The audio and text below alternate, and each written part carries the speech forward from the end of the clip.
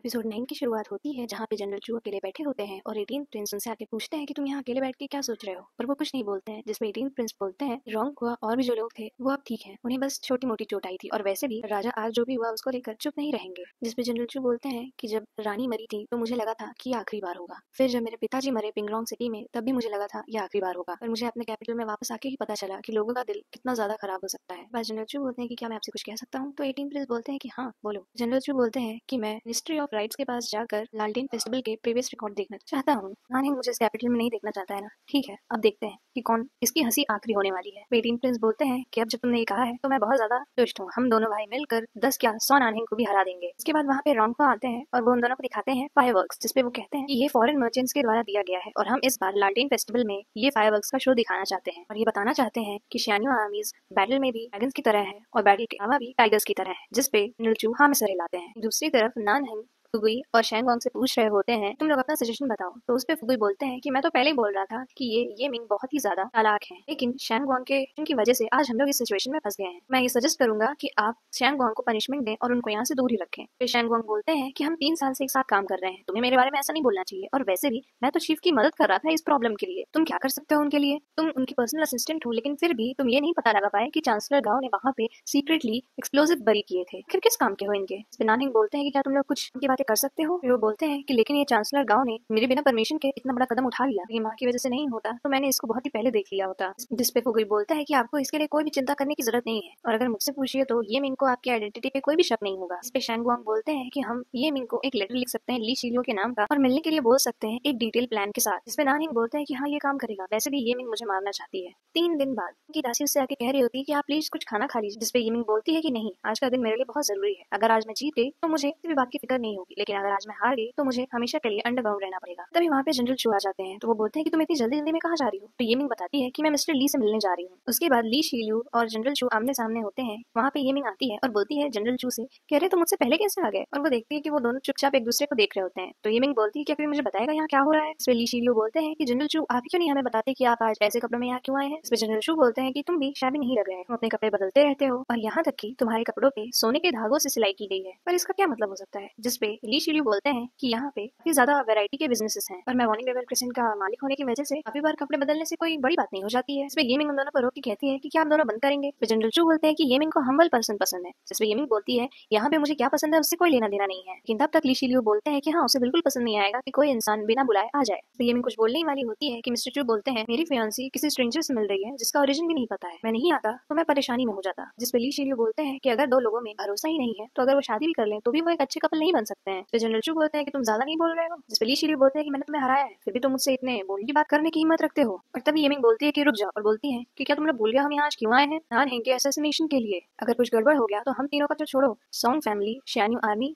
और night walker सबको मरना पड़ जाएगा। और वैसे भी तुम दोनों ज्यादातर ऐसे ही कपड़े पहनते हो, तो क्यों ना हम अपने काम पे फोकस कर ले। और इसके बाद येमिंग के हाथ में जो स्क्रोल होता है वो उसे खोल देती है और वो बहुत बड़ा स्क्रोल होता है। येमिंग बताती है कि यही प्लान है। फिर इसके बाद ली शीलियो और जनरल चू बैठे होते हैं और येमिंग उन्हें प्लान बता रही होती है और बोल रही होती है कि अगर हमें नाने को मारना है तो हमें ये इन्फॉर्मेशन बाहर लीक नहीं होने देना होगा। येमिंग बोलती है कि हमारा पहला स्टेप होगा कि हमें उसे श्वानजी आर्मी की प्रोटेक्शन से बाहर बुलाना होगा और हमें उसे उस जगह ले जाना होगा जहाँ हमने पहले से तैयारी की होगी। इस पे ली शीलियो बोलते हैं कि उस जगह के लिए मैं जेड रिवर को सजेस्ट करूंगा और बोलते हैं कि जेड रिवर काफी ज्यादा पॉपुलेटेड है, अगर हम असैसिनेशन में कामयाब नहीं हुए तो भी हम क्राउड में मिक्स हो जाएंगे और वहां से भाग जाएंगे बहुत आसानी से। जिस पे येमिंग बोलती है कि जब बात असैसिनेशन की हो तो मिस्टर ली आप सच में एक एक्सपर्ट हैं। इस पे येमिंग बोलती है और उन्हें बाहर बुलाने के लिए मैं जाऊंगी और मैं बोलूंगी मेरे पास the method of weapon forging की कोई न्यूज है, मैं जानती हूँ वो ये सुन के जरूर आएंगे। के लिए जनरल चू ये येमिंग बोल ही रही होती है कि जनरल चू बोलते हैं कि मैं शियान्यू आर्मी की मदद से ये निश्चित करूंगा कि श्वानजिया आर्मी उसे बचाने के लिए ना आए। जिस पे येमिंग बोलती है बहुत खूब। येमिंग बोलती है अब आता है सबसे अहम पार्ट कि हमें कैसे असैसिनेशन को एग्जीक्यूट करना है, और फिर हमें सीन दिखाता है जहाँ पे येमिंग डांस कर रही होती हैं और कई सारे लोग खड़े होकर बोल रहे होते हैं कि कितनी ज्यादा खूबसूरत है, और वहाँ पर नानहेंग फुगुई के साथ आते हैं। तो ये मिंग नानहेंग की तरफ अपना दुपट्टा फेंकती हैं, फिर उन्हें बुलाती हैं। तो नानहेंग उड़ के उनके पास आते हैं, उनके पास आकर बोलते हैं कि तुमने तो कहा था तुम्हारे पास the method of weapon forging का न्यूज है। जिसपे ये मिंग बोलती है कि इतनी जल्दी भी क्या है, मैं आपके साथ कुछ करना चाहती हूँ। जिसपे नानहेंग उनके पास किस करने के लिए आ रहे होते हैं कि वो उन्हें हटा देती है और फिर अपनी हेयर पे निकाल कर उनकी तरफ करती है जिसमें से एक नीडल निकलती है। लेकिन तभी जनरल चू बोलते हैं कि मैं इस प्लान के लिए मना करता हूँ। इसमें ये मिंग बोलती है कि मैं अभी तो कैरेक्टर में ढल रही थी। फिर जनरल चू उनके पास आकर कहते हैं कि मुझे लगता है कि ये प्लान थोड़ा सा अजीब है। प्रेमिंग बोलती है कि इसमें गलत क्या है, जो मैंने डांस किया वो थोड़ा सा ज्यादा था तो मैं थोड़ा सा क्यूट परफॉर्मेंस भी दे सकती हूँ। जिसपे जनरल चू बोलते हैं कि तुम आदमियों को नहीं जानती, क्या पता नानहेंग के इरादे अच्छे ना हो। जिसपे मिस्टर ली उन्हें घूरने लगते हैं। जिसपे वो जनरल चू से बोलते हैं कि तुमने ऐसा सोच भी कैसे लिया कि नानहेंग ऐसा होगा, वो प्रिंस है और उन्होंने हर तरह की औरत को देखा है, हमारी आंखों में सिर्फ वो एक लस्ट ड्रिवन स्काउंड्रल है जो एक यंग लड़की को डांस करते हुए देखकर हिल भी नहीं सकते हैं। जिसमें ये मिंग बोलती है कि हाँ, क्या सारे आदमी ऐसे ही नहीं होते हैं? तो जनरल चू बोलते हैं हाँ, वो ऐसे ही होते हैं। इस पे ये मिंग जनरल चू को देखने लगती है तो जनरल चू बोलते हैं लेकिन मैं वैसा नहीं हूँ। जिसपे जनरल चू बोलते हैं कि हमें ये चीज अभी यहीं रोक लेनी चाहिए और हम बाद में ये चीज आगे बढ़ा सकते हैं। जिसपे ये मिंग बोलती है कि आपको पता भी है कि कितने दिन बचे हैं आर्ट फेस्टिवल के लिए। जनरल चू मिस्टर ली को देख रहे होते हैं तो ये मिंग उनसे बोलती है कि ये किस तरह आप उन्हें देख रहे हैं, क्या आप अभी उन पर भरोसा नहीं करते हैं? इस पे जनरल चू बोलते हैं कि ऐसा नहीं है कि मैं उस पर भरोसा नहीं करता। तब तक ली शिल्यू बोलते हैं कि तुम्हें क्या लगता है मैं बहरा हूँ? और इसके बाद ये मिंग आकर जनरल चू की जगह बैठ जाती है और बोलती है कि अब हमें जनरल चू बताएंगे कि वो कैसे नानहेंग को एसेसिनेट करने वाले थे। और ली शिल्यू भी बोलते हैं हाँ बताओ। इस पे जनरल चू शुरू करते हैं और बताते हैं कि मैंने नानहेंग को बहुत ही सालों से जाना है। वो ही बहुत ज्यादा चालाक है और बहुत ही ज्यादा चालबाजियां करता है। अगर हमें उसे मारना है तो हमें कुछ ऐसा करना होगा जिसके बारे में नानहेंग ने सोचा भी ना हो। फिर हमें नेक्स्ट सीन में वापस लालटेन फेस्टिवल में दिखाया जाता है जहाँ पे सेवंथ प्रिंस यानी नानहेंग जा रहे होते हैं और वो फुगी से बोलते हैं तुम्हें नहीं लगता है कि यहाँ बहुत ज्यादा भीड़ है? जिसपे फुगी आके कहते हैं यहाँ से सेवंथ प्रिंस जा रहे हैं, उनके लिए रास्ता बना। और वहीं पे अपनी तलवार निकाल लेते हैं जिससे सब डर के मारे भागने लगते हैं। और फिर नानहेंग आराम से जा रहे होते हैं कि वहाँ पे जनरल चू आते हैं अपनी मून विंग डेड तलवार लेके। इसके सामने नानहेंग को डर लगने लगता है और वो अपने आदमियों को बोलता है कि मुझे बचाओ, लेकिन जनरल चू उन सबको एक ही बार में मार देते हैं। और उसके बाद फुगी भी नानहेंग को छोड़कर भाग जाते हैं। और उसके बाद जनरल चू नानहेंग के पास आते हैं तो नानहेंग बोलते हैं प्लीज मुझे छोड़ दो, मैं तुम्हें जो भी चाहोगे दे दूंगा। लेकिन जनरल चू अपनी उसी तलवार से नानहेंग को मार देते हैं। और इस बार ली शिर्यू बोलते हैं बस करो, बोलते हैं कि तुम्हारे मन में नानहेंग इस तरह का आदमी है। जिस पे मिंग बोलती है कि क्या आपको कोई दिक्कत है? तो ली शिर्यू बोलते हैं कि पहले अपने एनिमी को जानो और खुद को जानो तो तुम चाहे 100 बैटल्स लड़ो लेकिन तुम सब जीत जाओगे। और वो जनरल चू की तरफ होकर बोलते हैं कि अगर तुम्हारी हम माने तो तुम बोल रहे हो कि नानहेंग एक ऐसा बुज़दिल इंसान है जो अपनी मौत को देखकर इतना ज्यादा डरने लगता है, तो वो आज तक कोर्ट में कैसे जिंदा है? जिसपे ये मिंग बोलती है कि अगर मैं आपको बताऊं भी तो भी आप समझ नहीं पाएंगे। वो मेन कैरेक्टर है, वो डेथ से एस्केप कर जाता है और मिस फॉर्च्यून को फॉर्च्यून में बदल देता है। उसके पास चीट कोड्स हैं। जिसपे जनरल चू बोलते हैं कि मेन लीड से तुम्हारा क्या मतलब है? जिसपे ये मिंग बोलती है कि मैं आपको कैसे समझाऊं, आप ऐसे समझ सकते हैं कि, लेकिन तभी ली शिल्यू बोलते हैं कि हमें नानहेंग को मारना है कि नहीं, और अगर मारना है तो मेरी बात सुनो। जिसपे जनरल चू बोलते हैं कि तुम्हारे पास कौन सा ब्रिलियंट आइडिया है? जिसपे ली शिल्यू बोलते हैं जनरल चू से कि तुम्हें नहीं लगता था कि मेरा कनेक्शन है नानहेंग से, तो तुम मेरा आइडिया सुनोगे?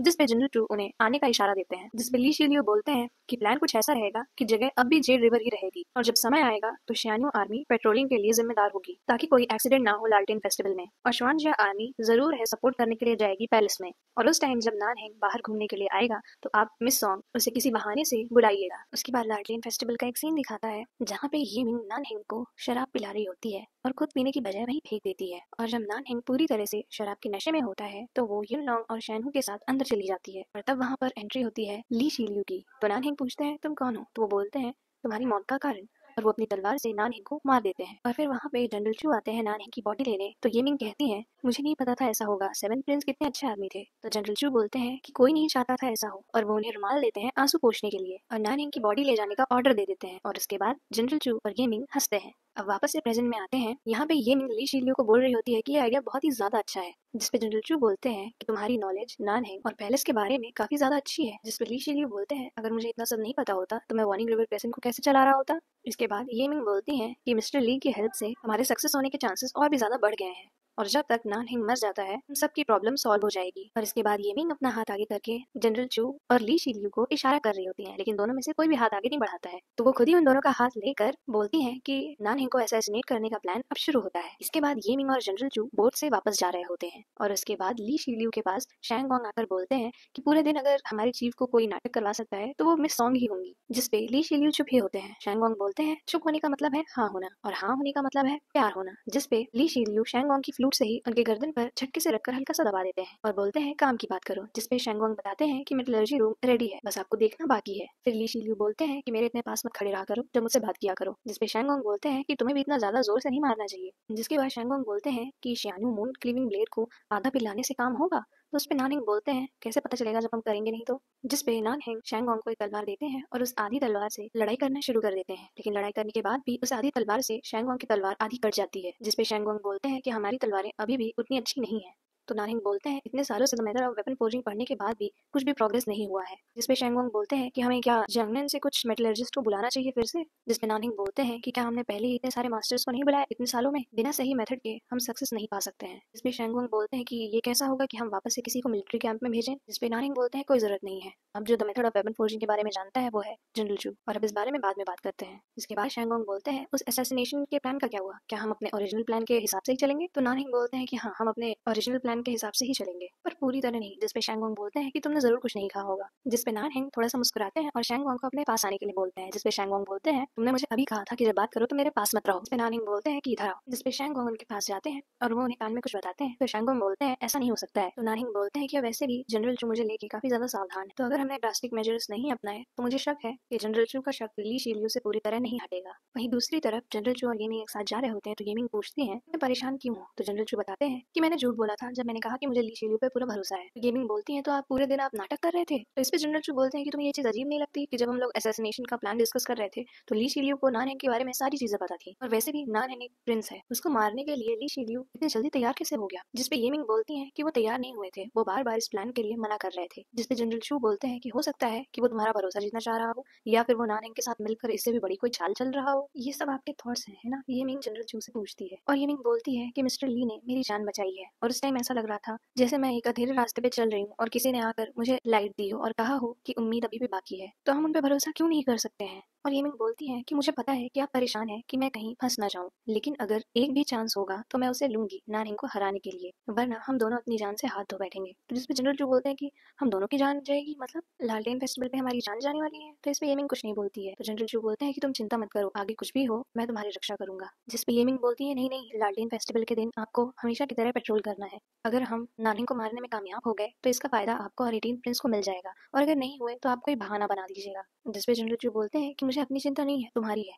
तो येमिंग बोलती है हाँ मुझे पता है, तुम सेकंड लीड हो ना, तुम हमेशा मेरे साथ रहोगे, पर तुम चिंता मत करो, नानहेंग मुझे मार नहीं सकता है। और वो ये कह के चली जाती है वहां से। और उसके बाद सुबह हमें दिखाया जाता है कि येटिंग की माँ बेड पर लेटी है और बीमार होने की एक्टिंग कर रही है, और येटिंग उनके पास आती है तो उनकी माँ उनसे कहती है कि क्या मैं मरने से पहले तुम्हारी शादी होते हुए देख सकती हूँ। जिसमें येटिंग कहती है कि आपके इसी एक्टिंग से पिताजी 20 साल से मूर्ख बने हुए हैं, है ना। तो जिसपे वो बोलती है क्या, और येटिंग ये बोलकर वहां से जाने लगती है कि उनकी माँ बोलती है कि एक भी कदम आगे नहीं बढ़ाना, और उनको ब्लैकमेल करने लगती हैं कि जिस बेटी को मैंने 10 महीने तक अपने पेट में रखा वो मुझसे ऐसे बात कर रही है, और ऐसे जीने से तो अच्छा है मैं मर जाऊँ। ये बोलकर भागने लगती हैं, जिन पे उनकी दासियां उन्हें पकड़ लेती हैं। और जैसे ही येटिंग पीछे मुड़कर देखती हैं, उनकी दासियां उनसे कहती हैं अरे वो पीछे मुड़ गई, वो पीछे मुड़ गई। फिर येटिंग की माँ येटिंग के पास जाती हैं और बोलती हैं कि लालटेन फेस्टिवल में 18 प्रिंस को अपनी तरफ करने का एक बहुत ही अच्छा मौका है। तो जिसपे येटिंग बोलती हैं कि लालटेन फेस्टिवल प्रेयर के लिए होता है। जिसपे उनकी माँ कहती हैं कि तुम प्रेयर का छोड़ा, अगर तुम्हारी शादी हो गई तो ये मेरे लिए सबसे बड़ी ब्लेसिंग होगी। जिसपे येटिंग बोलती है कि आपको एफर्ट लगाने की कोई जरूरत नहीं है, वैसे भी इतने सारे राजा रानियां और उनकी क्यूबिकिन्स होती हैं, और अगर मुझे कोई ऐसा इंसान मिला जो अच्छा हो तो मैं उसके साथ अपनी लाइफ बिताऊंगी, और अगर नहीं मिला तो मुझे लाइफ अपनी अकेले बिताने में कोई प्रॉब्लम नहीं है, मुझे एक आदमी की जरूरत क्यों पड़ेगी। और वहीं दूसरी तरफ 18 प्रिंस ड्रम बजाते हैं और जी शियांग ये अनाउंसमेंट करते हैं कि लालटेन फेस्टिवल शुरू हो गया है, और जनरल चू अपने आदमियों से बोल रहे होते हैं कि अलर्ट रहना, वैसे भी आज 18 प्रिंस आए हैं लालटेन को देखने राजा के बिहाफ पे। वहीं नानिंग फुगई से पूछ रहे होते हैं कि टाइम क्या हुआ, तो फुगई बोलते हैं कि 8 बजे है। तो नानिंग बोलते हैं हमने असैसिनेशन का 7 बजे करने का सोचा था, लेकिन अब तक कोई भी मूवमेंट नहीं नजर आ रही है और ये लोग सोचते हैं कि ये लोग मुझे मार पाएंगे। जिस पे फुगई बोलते हैं कि आप आज ये काफी बार पूछ रहे हैं आपको क्या जल्दी है असैसिनेट होने के लिए। तभी फुगई देखते हैं कि येमिंग भागते हुए आ रही है क्राउड में से, तो वो नानिंग को बोलते हैं कि वो आ रहे हैं। येमिंग सीढ़ियों से चढ़कर ऊपर आ रही होती है कि वो लड़कर किसी के ऊपर गिर जाती है। जब वो देखती है तो वो येटिंग और जिया रूरू होती है। तो जिया रूरू बोलती है कि तुम ऐसे बुके बन के क्यों आई हो और तुमने मेरी ड्रेस भी खराब कर दी। जिसपे येमिंग बोलती है कि मैं माफी चाहती हूँ लेकिन अभी मुझे जाना है, और वो उन्हें रोक लेती है और कहती है कि मेरे ड्रेस के लिए कंपनसेट करो। तो उस पे येमिंग बोलती है कि यहाँ पे कोई सीन मत क्रिएट करो, लेकिन जिया रूरू येमिंग के सर से एक हेयर पिन निकाल लेती है। तो येमिंग बोलती है कि प्लीज ये वाली मत लो, कोई दूसरी ले लो। जिस पे बड़ाहट में उस पिन से नीडल निकल जाती है और 18 प्रिंस के कप पे जाकर लग जाती है, और फिर 18 प्रिंस बोलते हैं कि असैसिनेशन और मुझे प्रोटेक्ट करो, और फिर कुछ सैनिक आते हैं और येमिंग के आसपास आकर उसके गले पर अपनी तलवार रख देते हैं, और ये सब नानहिंग देख कर डिसअपॉइंटेड होते हैं। और फिर जी शियांग येमिंग को लेकर 18 प्रिंस के सामने आते हैं। येमिंग बोलती हैं कि ये सिर्फ एक नॉर्मल पिन है। 18 प्रिंस बोलते हैं कि ये नॉर्मल पिन है, और तभी वहाँ पर नानहिंग आ जाते हैं और बोलते हैं कि तुम इतनी छोटी बात का इतना बड़ा पतंगड़ क्यों बना रहे हो। तो जिस पे 18 प्रिंस बोलते हैं कि मैं सिर्फ पूछ रहा था। तो नानहिंग बोलते हैं कि तुम्हारी पढ़ाई लिखाई किस लिए थी, जब भी तुम किसी सिचुएशन में होते हो तुम सिर्फ सवाल ही पूछते हो। और फिर वो येमिंग को बोलते हैं कि तुम मेरे साथ आओ, और 18 प्रिंस वहाँ पर बोल रहे होते हैं कि मैं आज चुना गया हूँ और मैं सवाल नहीं पूछ सकता, मेरे सवाल पूछने में गलत क्या है। येमिंग और नानहिंग एक साथ चल रहे होते हैं, तो येमिंग सोच रही होती है कि मैं इन्हें रिवर साइड तक कैसे ले जाऊं, और वैसे भी अब तो इतना ज्यादा प्लॉट में चेंज आ गया है, क्या मैं डायरेक्टली बोल दूं, और वैसे भी ये बहुत ज्यादा चालाक है, अगर इन्हें थोड़ी सी भी भनक हुई तो हम तो गए। और वहीं नानहिंग ये सोच रहे होते हैं कि मैं इसको बचाने के लिए ऑलरेडी आगे आ चुका हूँ, क्या ये ऑब्वियस नहीं है। अब मुझे कोई भी साइन नहीं दिखानी है कि मुझे सारी चीजें पहले से पता है, और मुझे येमिंग को ही उकसाना है मुझे जेड रिवर के पास ले जाने के लिए। नानहिंग और येमिंग एक साथ सोच रहे होते हैं कि मैं कैसे कहूँ, और नानहिंग बोलते हैं कि अगर हम ऐसे ही चलते रहे तो हम सिटी से बाहर निकल जाएंगे, और तुम इतनी देर से शांत हो, क्या सोच रही हो तुम। जिसपे येमिंग बोलती है कि हाँ मैं सोच रही हूँ, आपने जिस तरह मुझे बचाया बहुत ही हीरोइक था, जैसे कोई हेवन से डायरेक्ट यहाँ आया हो। जिसपे नानहिंग बोलते हैं कि ये मिंग तुम इतनी ज्यादा बातूनी कब से हो गई, अगर तुम्हें कुछ कहना है तो सीधे सीधे कहो। जिसमें ये मिंग बोलती है कि अगर आपको इतना ही मन है सुनने का तो मुझे कुछ कहना है। जिसमें नानिंग बोलते हैं हाँ हाँ बोलो, और वो बोलती है कि आपके बाल रिसीड कर दिए हैं जब मैं पिछली बार मिली थी उसके हिसाब से। तो नानिंग बोलते हैं कि बाल, और तभी वहाँ पर एक बूढ़ी औरत आती है 2 लालटेन लेकर और बोलती है नानिंग को कि आप क्यों नहीं लेडी को जेड रिवर के किनारे ले जाएं, और वो लालटेन देते हुए बोलती है कि इसके 2 सिल्वर के सिक्के होंगे। तो ये मिंग बोलती है इतना महंगा, तो वो बोलती है हाँ ये परफेक्ट कपल होने के लिए होते हैं। तो वो बोलते हैं इतना महंगा तो अलादीन का राग भी नहीं होता है। जिसमें नानिंग बोलते हैं कि तुम इतने इंपॉर्टेंट ऑफिशियल की बेटी हो फिर भी इसके लिए इतना वो सोच रही हो, रुको मैं तुम्हारे लिए खरीदता हूँ। और वो खोजने लगते हैं पर उनके पास पैसे नहीं होते हैं। जिसमें मिंग बोलती है तुम्हारे पास पैसे नहीं है, और वो बूढ़ी औरत बोलती है एक आदमी और 2 चांदी के सिक्के नहीं दे सकता। फिर वो बूढ़ी औरत वो लालटेन उनसे वापस ले लेती है और एक बिग आई और स्मॉल आई फिश की लालटेन लेके आती है, और वो ये मिंग को देती है। तो बोलती है कि जब आदमी चुनो तो आंखें खोल के चुनो, और नानहिंग को जब देती है तो कहती है कि ये तुम्हारी तरह नहीं लग रही है और ये मैं तुम्हें फ्री में देती हूँ। जिसमें नानहिंग गुस्सा होने लगते हैं। तो ये मिंग बोलती है कि यार आप ये सब छोड़िए, आइए मेरे साथ। और वहीं भागते हुए एक बच्चे को नानहिंग वो लालटेन दे देते हैं, और यहीं पर एपिसोड 9 एंड हो जाता है।